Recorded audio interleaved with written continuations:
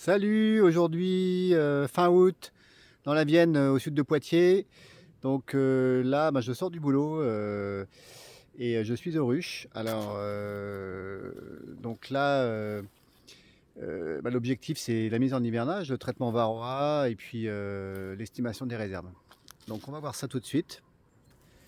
Euh, ici, ici on a eu une mêlée d'été en deux temps. Première phase au mois de juin. Euh,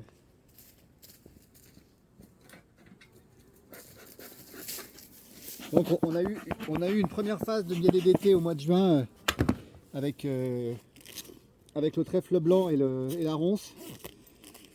Et donc ensuite on a eu une deuxième phase de mielée au mois d'août avec le tournesol. Et en fait la particularité cette année c'est que le tournesol a été assez tardif. Il a plus mielé en août qu'en juillet. Et il a même mielé quasiment tout le mois d'août. C'est-à-dire vraiment j'ai une mielée de quasiment un mois. Et une mielée beaucoup plus douce que d'habitude. D'habitude, le tournesol, c'est assez violent. C'est-à-dire que j'ai des rentrées de nectar de jusqu'à 5 ou 6, 7 kg par jour. Là, en fait, on était plus aux alentours de 1 kg par jour, 500 grammes par jour, mais sur une durée longue. Donc j'ai eu une récolte, une bonne récolte, un peu comme les années, un peu comme chaque année, c'est-à-dire une ou deux housses de miel sur les colonies. Et là, j'ai donc des essaims. J'ai donc des essaims à vérifier. Plusieurs essaims que j'ai fait au mois de soit au mois d'avril, soit au mois de juin, ça dépend lesquels. Donc là l'objectif ça va être de vérifier les essaims, de voir un peu les réserves. Et puis ensuite faire les traitements varroa. Déjà premier objectif, les réserves. Donc là je vous dis tout de suite, j'ai visité quelques essaims et les réserves sont vraiment excellentes, voire même. Oula. Ah ouais d'accord. Ah oui là on a carrément. Waouh. On a carrément une colonie qui a construit dans le nourrisseur. Donc là, je crois qu'au niveau des réserves, on sait à quoi s'attendre. D'accord. Là c'est carrément énorme. Elle a carrément blindé le nourrisseur. Bon, il faut savoir que ce sont des. C'est un essaim que j'ai quand même affaibli plusieurs fois pour créer d'autres essaims. Celui-là par exemple, si je regarde l'historique, eh bien le 19 juillet, il avait une population moyenne et je lui ai enlevé un cadre. Donc c'est quand même des essaims que j'ai pas mal affaiblis. Et là malgré tout, ils ont vraiment bien fait des récoltes spectaculaires. Bon là ça bouge un peu. Ça n'aura pas trop plu que j'ouvre. On va voir un petit peu comment la colonie se comporte. Mais là bon quand on voit qu'elle a construit comme ça dans le nourrisseur, je m'attends vraiment à un corps plein à craquer. Ça va être full show pour visiter. Bon. Colonie qui est pas très sympa. Bon là on est le soir. C'est pas idéal pour visiter aujourd'hui. Le temps était un peu orageux. On est sur de la noire hybridée sur cette colonie. Voilà. Oh là, d'accord. Donc là oui. Là c'est carrément énorme. C'est donc une colonie qui a blindé le corps. Je sais pas trop comment je vais m'en sortir. Bon c'est un peu trop là, hein, mais c'est quand même génial hein, de voir ça fin août sur d'autres ruchers dans d'autres régions. On est là, on est quasiment en famine, hein, c'est-à-dire qu'il n'y a plus de ressources. Par exemple en région parisienne, là depuis mi-juin, il n'y a plus rien qui rentre. Et là, on est quand même situation d'abondance extrême. Alors je vais quand même ouvrir. Hein. Il faut que j'aille voir un peu ce qui se passe, voir si c'est vraiment complètement blindé. Donc quand je soupèse la ruchette, ah ouais c'est énorme. C'est énorme. Donc là la difficulté ça va être de prendre le premier cadre, parce que les cadres sont tellement blindés de miel que ça déborde quoi. tout cas, celle-là, elle aura des réserves pour l'hiver, ça c'est clair. On reconnaît la couleur la couleur du miel de tournesol, un peu orangé. Donc voilà, un cadre avec une main de couvain et tout le reste blindé de miel. Alors la question qu'on peut se poser, c'est est-ce qu'il y a trop de miel? J'ai déjà eu ce type de situation dans le passé. Et en fait, je me rends compte que les abeilles arrivent à gérer ce genre de situation. Elles font pas n'importe quoi, c'est-à-dire qu'elles vont vraiment garder quand même un peu de place pour la reine. Donc on pourrait en fait ne rien faire sur cette colonie. On pourrait vraiment la laisser en autarcie, vraiment ne pas l'ouvrir jusqu'au printemps prochain. Bon là, je visite pour deux raisons. La première, c'est que j'ai quand même envie de voir s'il y a vraiment du miel partout et s'il y a un peu de couvain quand même.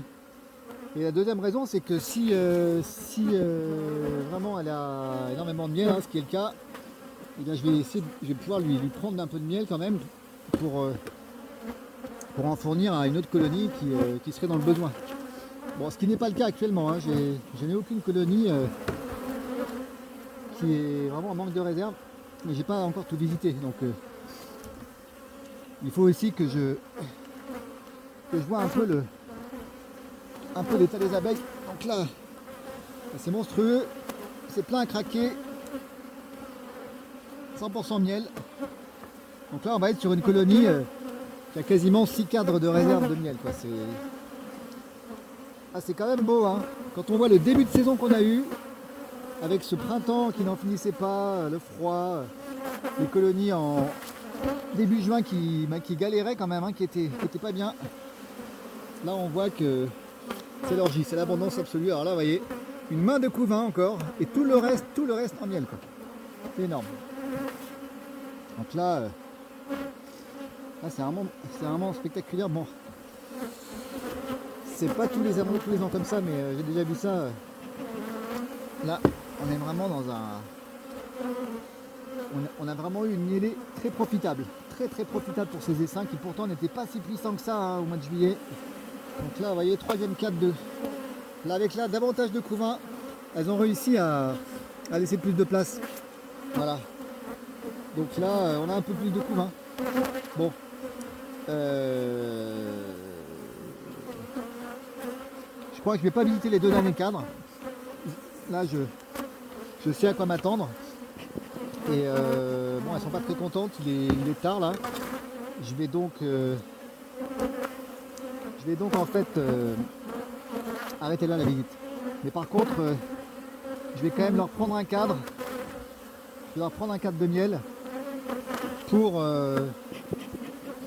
alimenter une autre colonie en fait. J'ai une autre colonie que j'ai visitée hier.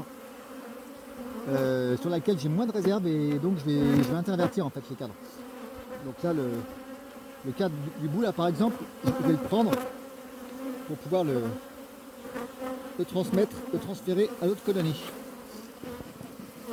Ouais, elles ont du mal à se calmer quand même, hein. Elles ont du mal à se calmer. Là on est sur une génétique qui est quand même pas très sympa. Mais bon, donc ce cadre là, plein de miel, je vais embarquer. Voilà, je l'embarque, énorme. Il doit peser, je sais pas moi, au moins 4 kg minimum. C'est énorme.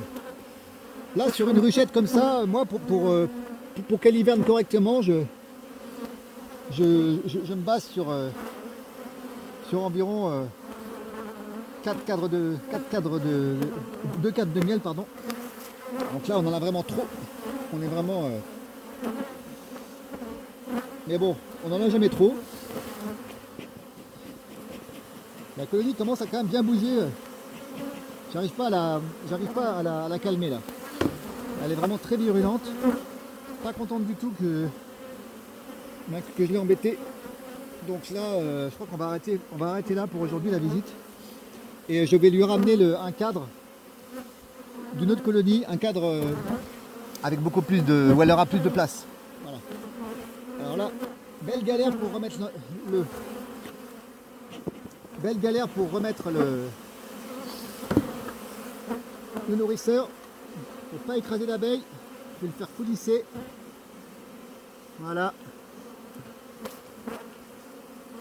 Et ensuite, deuxième étape, remettre cette espèce de voilà de magnifique construction. C'est quand même joli.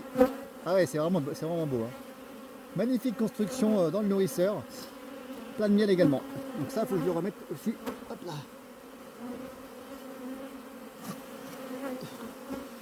Voilà, voilà. Bon. Il y a vraiment... ça fait plaisir. Ça fait plaisir de voir une colonie dans cet état fin août. C'est vraiment c'est l'abondance, voilà. Et donc, bah, je repasserai pour les traitements varroa et pour lui remettre un cadre.